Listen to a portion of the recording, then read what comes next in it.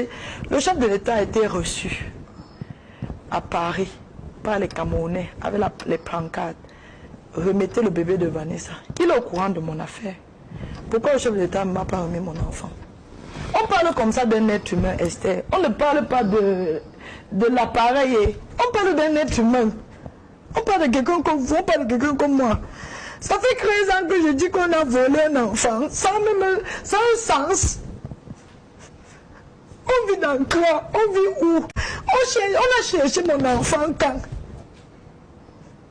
Moi, après les enquêtes que ma famille et moi et les avocats on s'est battus, on a eu. Même quand on a dit que c'est telle personne qui détient mon enfant, la maïscate Caroline Mendiate, on ne l'inquiète même pas qu'aujourd'hui on me prive de mon enfant. Pourquoi? Tout ce que peut avoir comme compagne, c'est qu'il peut salir mon nom que j'ai vendu. Quand c'était le malin me dit le jour qu'elle m'a donné l'argent, je vous dis, je ne reconnais jamais mon enfant. Si c'est que quelqu'un m'avait même proposé un jour que... J'ai dit que pendant ma grossesse, personne ne m'a même dit que donne-moi l'enfant. Ou bien, on ne m'a même jamais proposé avant que j'ai refusé. On ne m'a jamais rien donné. Quand le directeur d'hôpital m'a dit à ma mère qu'il va nous construire la maison sur une veuve, il va assurer notre école, mes petits frères et moi, on a dit que papa, nous on n'a pas besoin de ça. Tu nous donnes ça en récompense de quoi? Tu nous donnes l'argent pourquoi? Tu veux nous donner les choses pourquoi? Tout ce qu'on veut c'est l'enfant. Aide-nous à retrouver l'enfant. Nous nous sommes battus jusqu'à ce que certains Camerounais entre le professeur Chandatome, Sostin Fouda, le docteur Sostin Fouda, les Vassero, quand ils sont entrés dans la guerre, ça c'est quoi? Maintenant on nous a donné les informations de qui détenait. Voici la plainte. Comme les Camerounais sont ce qu'ils sont, chaque fois, on me demande même si elle n'est pas portée plainte. Voici une plainte bien graissée. Mais que Mélie avait porté plainte, c'est 11 personnes. Ici, vous voyez, Dame Caroline Mendia Dikou Matin, c'est celle qui détient mon enfant, c'est la magistrate. Le deuxième, c'est Donsama Anderson, l'ancien directeur de l'hôpital. Le troisième, c'est Dr Béatrice, Demba Béatrice, que je vous dis là, l'infirmière. Elle était en service à néonat. Le quatrième, c'est Dr Tenke Serge. Le troisième, c'est Pierre Nietzsche.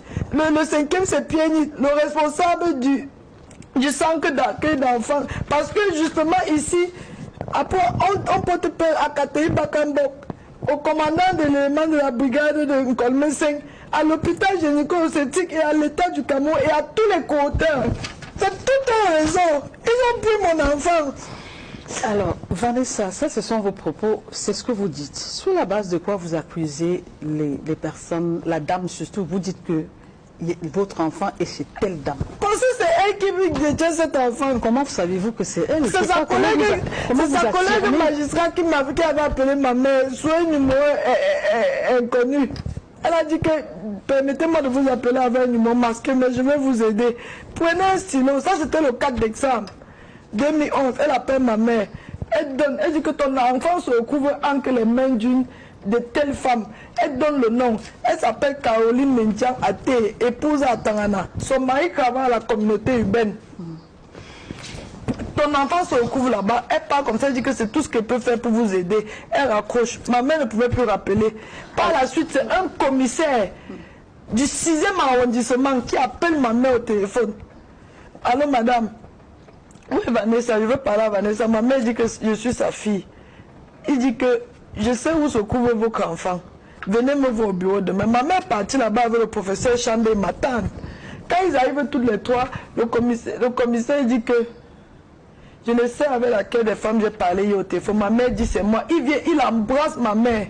Il dit que notre enfant vit. Et elle se recouvre entre les bonnes mains. Asseyons-nous, on essaye de voir la stratégie avec laquelle on va récupérer l'enfant. Lui aussi, il donne le même nom. Et pendant ce temps, il y avait un monsieur qui est venu aussi me voir à l'hôpital. Il était en boubou bleu. Il m'a dit, prends un bic. Je suis venu sous anonymat. Il m'a donné le nom. 3 personnes nous ont donné le même nom. Bon, maintenant, quand on donne même plus... Alors, Vanessa, vous êtes d'accord avec moi que les gens peuvent s'élever. Vraiment, excusez-nous. Chacun peut s'élever. J'ai Dallas Bartel-Jana devant moi. Sa tête peut ne pas m'intéresser. Je me lève, je dis des choses. Moi, je veux savoir pourquoi vous signez Mordicus. On regarde parfois, excusez-moi, je veux juste comprendre. On regarde souvent des films où bien les gens se lèvent, accusent, ils ont une série de 10 personnes. Alors qu'en réalité, c'est une chaîne. Les gens peuvent... Est-ce qu'à un moment donné, vous ne vous avez pas demandé, est-ce que c'est vrai? Parce que vous êtes tellement sûr que c'est ces personnes-là. Non, vous comprenez tout simplement. Je suis sûr parce que bien, même quand je suis le procureur de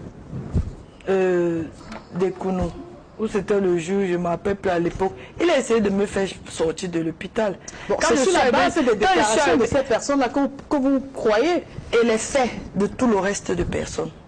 Vous n'avez pas... Pourquoi aujourd'hui on l'a pas inquiété? Voici une plainte. Oui, on comprend. On a porté...